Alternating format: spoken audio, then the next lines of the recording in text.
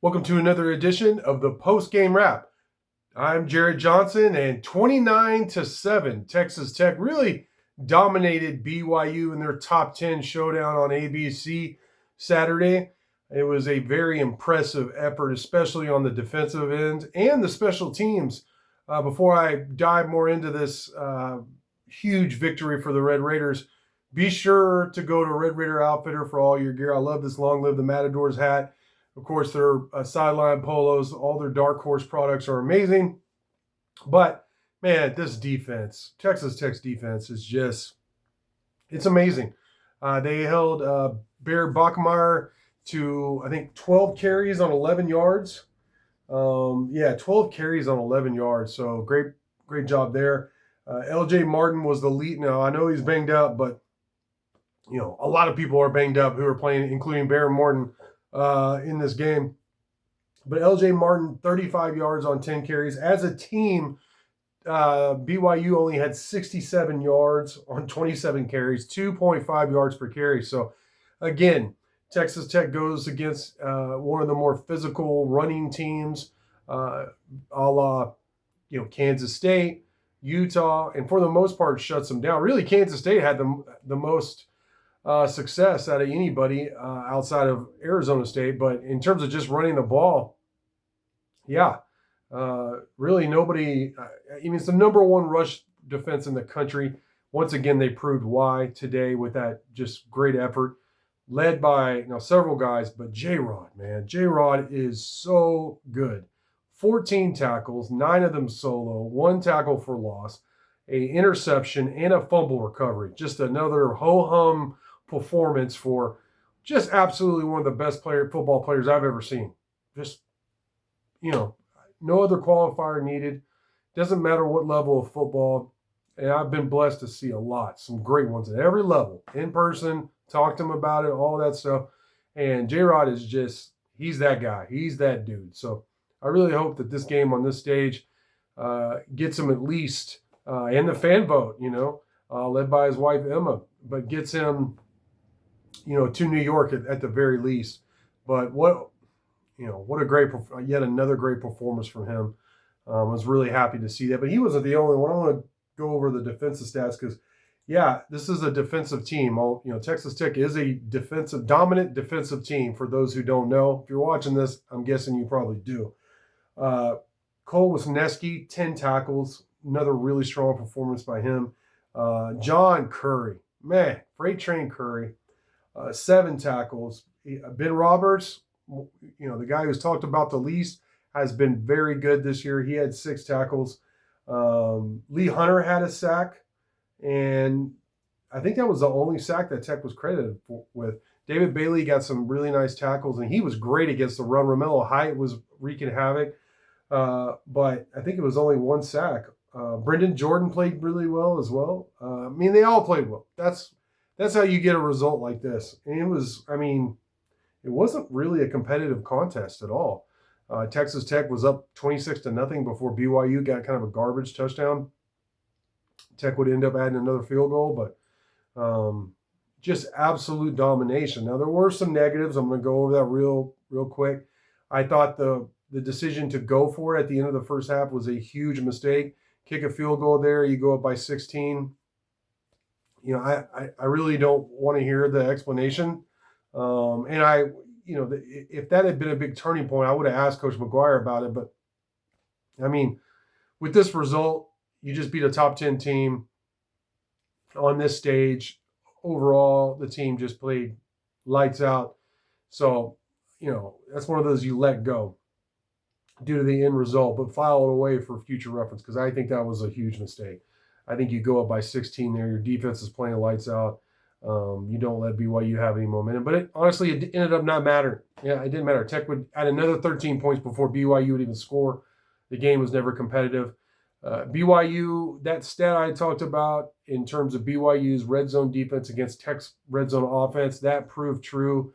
The Red Raiders weren't great in the red zone, but it didn't matter ultimately. Now, moving forward, if Tech is fortunate to close out the regular season, with wins, win the Big 12 championship, all that, or maybe even in the Big 12 championship, And I think it's valid that we look at it now. And the team needs to go one game at a time, just focus on UCF and all that.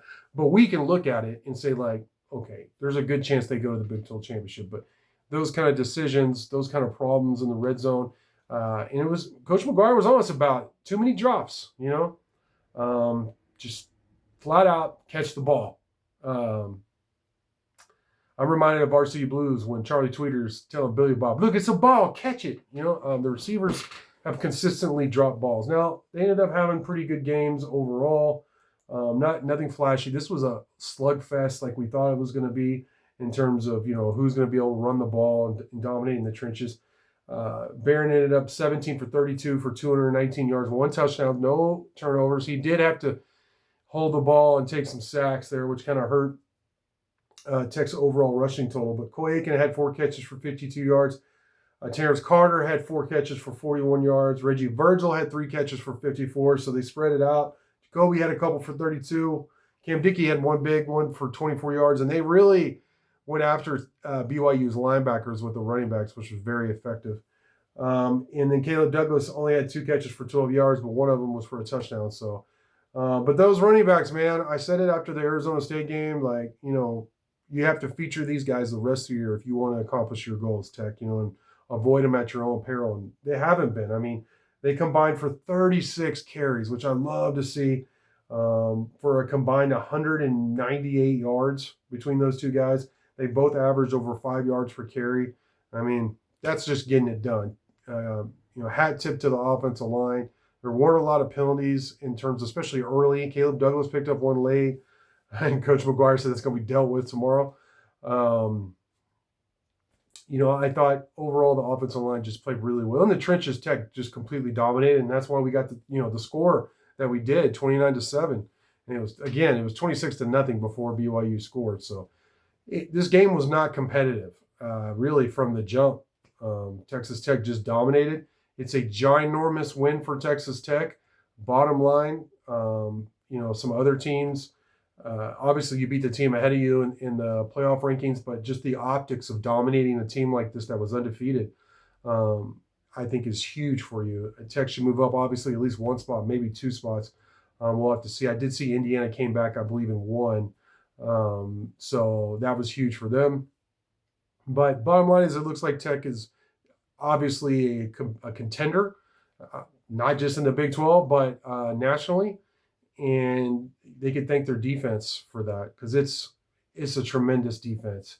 Lee Hunter, David Bailey, Romello High, A.J. Holmes, J-Rod, John Curry, Polak, Ben Roberts, Brendan Jordan, Cole Wisniewski, and I tell you what, Amir Boyd's been pretty dang good since he's re-entered the lineup. Boyd is good. This is the best tandem of cornerbacks I've seen at Texas Tech, really in a long, maybe ever. I don't know. So this defense is stacked. But then the special teams, Stone Harrington. I mean, he was called upon to do a lot, and he came through. He's been really good. I want to make sure I get all the field goals in. But he made several. 1, 2, 3, 4, 5 field goals for Stone Harrington. He was 5 for 5, made all his extra points. The longest one was 47, I believe. But it was a swirling wind. Those of you who were there on the field, especially down on the field, it was just the flags were flying both ways simultaneously, and it didn't faze him at all because he has such a strong leg. Jack Burgess, the punter, was tremendous. I want to get his averages here. He had 5 punts with an average of 52.8, almost 53 yards per punt. He has a long of 61 inside the 20 twice. So, and you know what? Ashton Hampton recovered a fumble, a muff punt on one of those long kicks that BYU had a hard time handling. And then BYU's punter early shanked one, really bad. So Tech dominated on defense. They dominated in special teams. So they really dominated in 2 phases of the games. And they absolutely won the other phase with their offense. So it wasn't dominant, but they won it.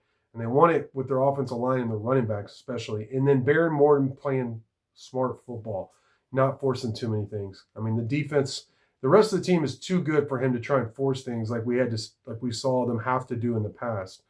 I believe it's Barry Morton's fibia. Coach McGuire wasn't sure. He couldn't confirm necessarily as of today in the postgame press conference, but I believe on the telecast they said it, and it was brought up in the press conference that that Barron has a hairline fracture basically in his shin. But, as Coach McGuire said, they're not going to play him if it's something where he could really hurt himself. They believe it's something he could play through, but it's just, it's painful. But in terms of hurting it worse. So that's something to monitor for sure. But, Tech is 9-1 overall, 6-1 in the Big 12. They're going to be moving up in the rankings. Obviously, even before this big win, if the playoffs had started before this weekend, they would be hosting a playoff game. So, what a tremendous week. One more thing I want to say is I brought up that the possibility of a distraction of game day, of Raiderville, and all that. And I think that's a valid concern. But I think the way they embraced it was huge. McGuire said that Raiderville, all the students actually gave them a lot of energy throughout the week. So instead of kind of being scared of it or shying away from it, McGuire, of course, as a figurehead and the guy, leading, steering the ship, they lean into it instead of being scared of it, and it ended up being a positive. So, man, like I've been saying, these are the glory days. Live it up. Congratulations. Huge victory for Texas Tech in dominant fashion. So we're going to have a ton more content. And of course, man, just, Tech has UCF in the home finale just next week, but so we'll have tons of content throughout the week as well. But for now, I want to thank you for watching, and until next time.